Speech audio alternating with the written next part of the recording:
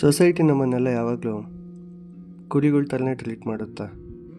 ಯಾಕಂದರೆ ನಾವು ಹುಟ್ಟಿರೋದು ಕುರಿಗಳ ಮಧ್ಯ, ಬದುಕ್ತಾ ಇರೋದು ಕುರಿಗಳ ಮಧ್ಯ. ಸೊ ಇದರಿಂದ ಇನ್ನೊಂದು ಕುರಿನ ಕುರಿ ಅನ್ನೋದ್ರಲ್ಲಿ ತಪ್ಪೇನಿಲ್ಲ. ನೀನು ಕುರಿಯಿಂದ ಮರ್ಕ್ಯುರಿ ಆಗಬೇಕು ಅಂತ ಅಂದ್ಕೊಂಡ್ರೆ ಫಸ್ಟ್ ಈ ಸೊಸೈಟಿಯಿಂದ ರೆಬಲ್ ಆಗಿ ಹೊರಗಡೆ ಬರಬೇಕು. ಆ್ಯಂಡ್ ನೀನು ಯಾವಾಗ ರೆಬಲ್ ಆಗ್ತೀಯ ಅಂದರೆ ನೀನು ಇಂಡಿವಿಜುವಲ್ ಡಿಸಿಷನ್ ನೀನು ತಗೊಂಡಾಗ. ಆದರೆ ಈ ಸೊಸೈಟಿ ನಿನ್ನನ್ನು ಯಾವತ್ತೂ ಇಂಡಿವಿಜುವಲ್ ಡಿಸಿಷನ್ ತೊಗೊಳೋದಕ್ಕೆ ಬಿಡಲ್ಲ. ಫಾರ್ ಎಕ್ಸಾಂಪಲ್, ನಿನ್ನ ಸುತ್ತಮುತ್ತ ಇರೋ ಜನ ಎಲ್ಲ ದೇವ್ರಿಗೆ ಕೈ ಮುಗಿತಾ ಇರ್ತಾರೆ. ಆ್ಯಂಡ್ ನೀನು ಕೈ ಮುಗ್ದಿಲ್ಲ ಅಂದ್ರೂ ನಿನಗೆ ದೇವ್ರಿಗೆ ಕೈ ಮುಗಿ ಅಂತ ಹೇಳ್ತಾರೆ. ಸೊ ನೀನು ಆ ಕುರಿಗಳ ಮಾತು ಕೇಳಿಕೊಂಡು ಏನು ಕ್ವಶನ್ ಮಾಡಿದೆ ದೇವ್ರಿಗೆ ಕೈ ಮುಗಿತಾ ಇದೆಯಾ ಅಂದರೆ ಆ ಕುರಿಗಳ ಮಧ್ಯೆ ಇನ್ನೊಂದು ಕುರಿ ಸೇರ್ಕೊಂಡಂಗಷ್ಟೆ. ನೀನು ಯಾವಾಗ ನಾನೇನಕ್ಕೆ ದೇವ್ರಿಗೆ ಕೈ ಮುಗಿಬೇಕು, ನಾನು ಯಾಕೆ ದೇವ್ರ ಹತ್ರ ಬೇಡ್ಕೊಬೇಕು ಅಂತ ಕ್ವಶನ್ ಮಾಡಿದಾಗ ನಿನ್ನೊಳಗಡೆ ಇಂಡಿವಿಜುವಲ್ ಅನ್ನೋ ಆರ್ಟ್ ಬಿಲ್ಡ್ ಆಗುತ್ತೆ.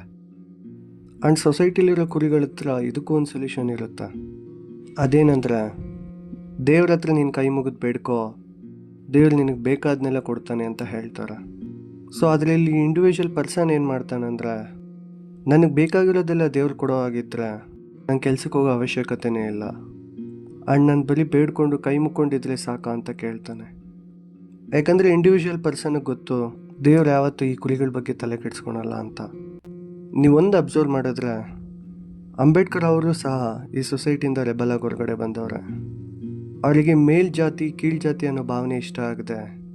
ಆ್ಯಂಡ್ ಯಾವ ದೇವರು ಬಂದು ಬದಲಾಯಿಸೋಕ್ಕಾಗಲ್ಲ ಅಂತ ತಿಳ್ಕೊಂಡು ಇಂಡಿವಿಜುವಲ್ ಡಿಸಿಷನ್ ತಗೊಂಡು ಅವರೇ ಸೊಸೈಟಿನ ಚೇಂಜ್ ಮಾಡಿದ್ರು.